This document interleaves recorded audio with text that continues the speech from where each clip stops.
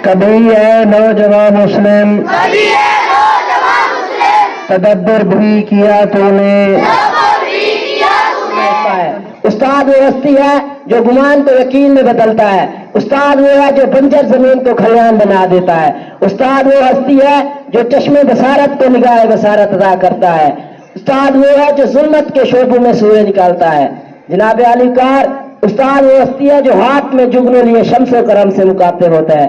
ये मेरे तामा से जाकर कह दो कि अपने गिरनों को गिन के रख ले। ये मेरे तामा से जाकर कह दो कि अपने गिरनों को गिन के रख ले। मैं अपने सहरा के जर्रे जर्रे को खुद चमकना सिखा रहा हूँ।